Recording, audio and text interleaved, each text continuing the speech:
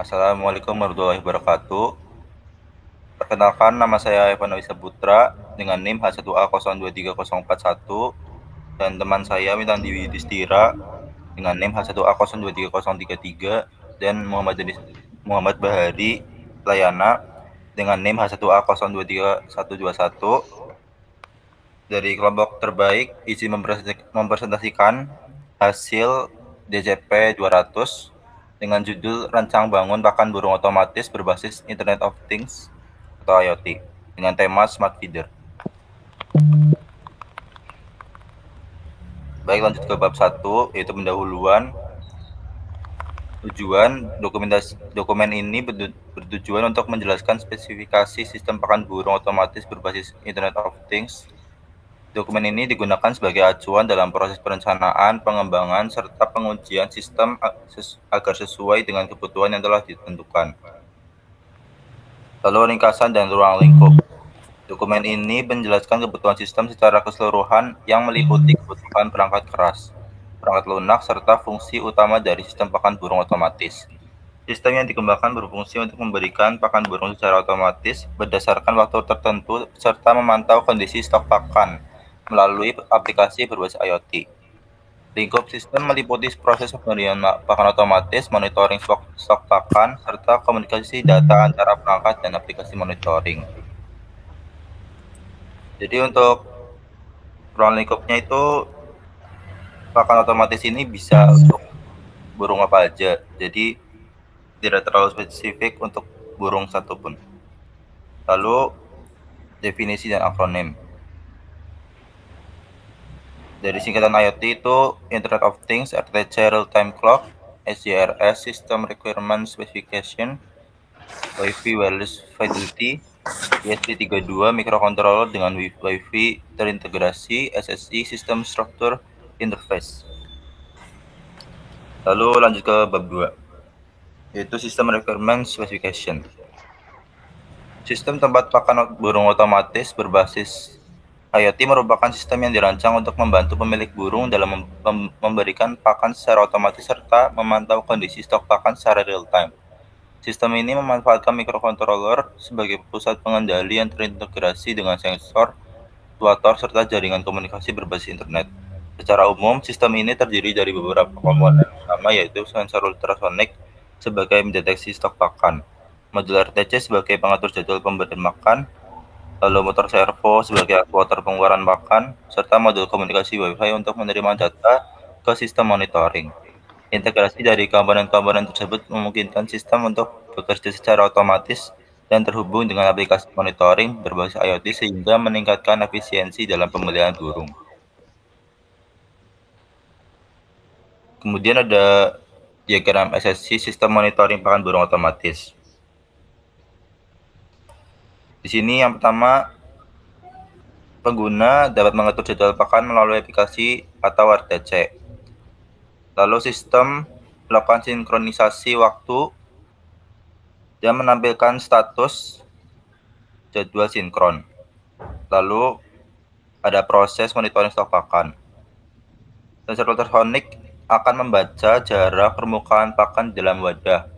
Jadi akan terbaca stok pakannya itu banyak atau sedikit atau habis.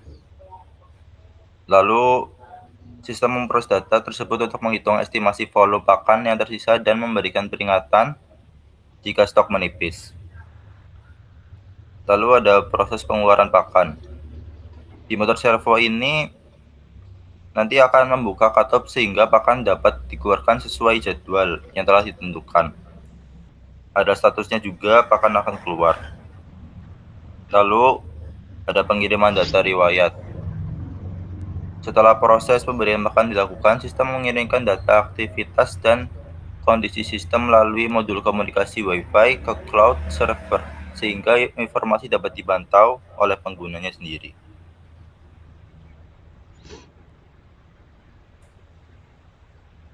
Kemudian ada kebutuhan perangkat keras. Di sini ada ID HW01, komponennya ESP32, spesifikasi teknisnya microcontroller dengan Wi-Fi terintegrasi, HW02 sensor ultrasonik, HCCR 04 sensor jarak 2-400 cm. Lalu ada HW03 modul RTC yaitu real time clock. Lalu HW04 motor servo 180 derajat. Lalu ada HW05 wadah pakan yaitu wadah penyimpanan pakan burung. Dan HW06 power supply menyediakan sumber daya listrik 5 volt atau 2 ampere untuk sistem. Kemudian kebutuhan fungsional sistem. Yang pertama yaitu ada requirement system 01. Sistem ini dapat membaca ketinggian stok pakan menggunakan sensor ultrasonik. Prioritasnya tinggi atau high. Lalu yang kedua, sistem dapat menggerakkan motor servo untuk menggerakkan pakan, prioritasnya tinggi. Yang ketiga, sistem dapat menggunakan modul RTC untuk mengatur jadwal pemberian pakan, prioritasnya tinggi. Lalu yang keempat, sistem dapat mengirimkan data stok pakan ke aplikasi monitoring melalui Wi-Fi, prioritasnya sedang. Dan yang terakhir, yang kelima, sistem dapat menampilkan status stok pakan pada aplikasi Blink, prioritasnya sedang.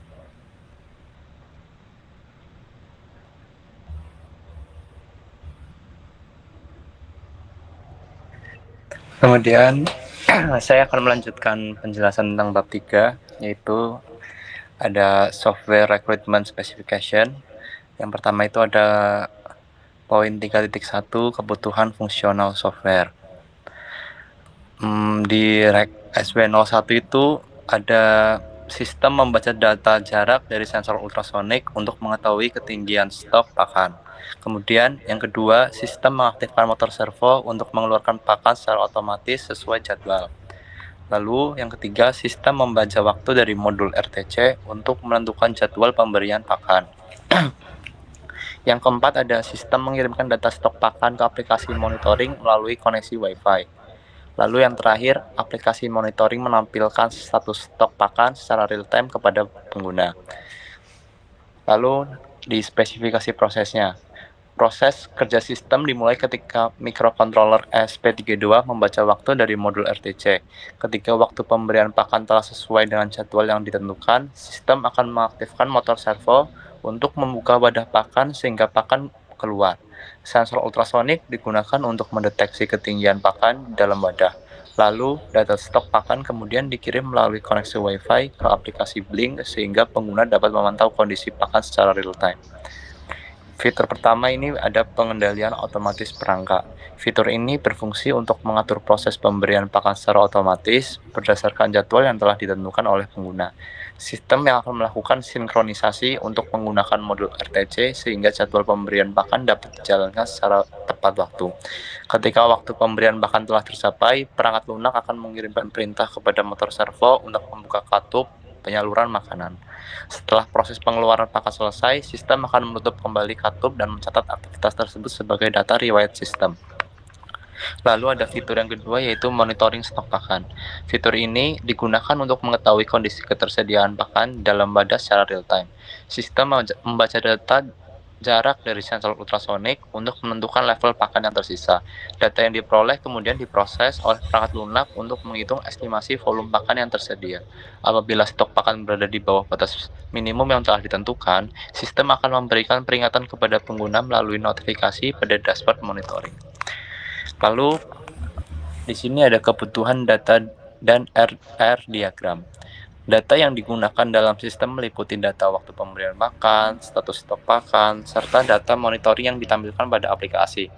Data tersebut disimpan dan diproses oleh sistem untuk menentukan kapan harus diberikan serta menampilkan kondisi pakan kepada pengguna.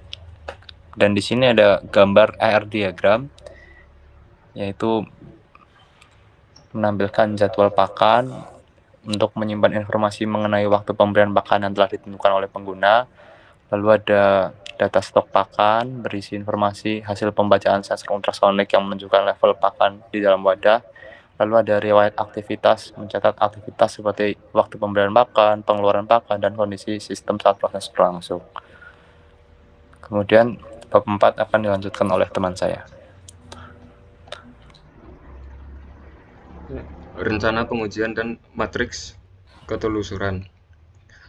pada matriks ketelusuran kebutuhan atau RKM. Yang pertama, rek SY01 dan rek SW01 dengan metode pengujian sensor ultrasonik. Sensor ultrasonik mampu membaca ketinggian pakan dengan baik. Yang kedua, rek SY02, rek SW02 dengan metode pengujian aktuator dan IoT. Motor RTC atau real time clock dapat memberikan waktu yang akurat untuk jadwal pakan. Selanjutnya, rek SY03 dan rek SW03 dengan metode pengujian modul RTC. Motor servo berhasil membuka dan menutup wadah pakan sesuai jadwal. Selanjutnya, rek SY04, rek SW04 dengan metode pengujian komunikasi IoT atau Wi-Fi dan Blink. Data stok pakan berhasil dikirim ke aplikasi Blink melalui jaringan Wi-Fi. Yang terakhir, rek SY05 dan rek SW05 dengan metode pengujian aplikasi monitoring. Status stok pakan dapat ditampilkan pada aplikasi monitoring. Selanjutnya, pada jadwal pengujian fungsional dan non-fungsional akan dilakukan dalam jangka waktu pelaksanaan proyek selama 2 bulan untuk menjamin kualitas dan validitas sistem secara komprehensif.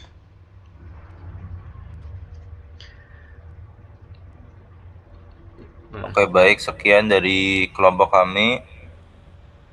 Maaf jika ada salah. Wassalamualaikum warahmatullahi wabarakatuh. Waalaikumsalam.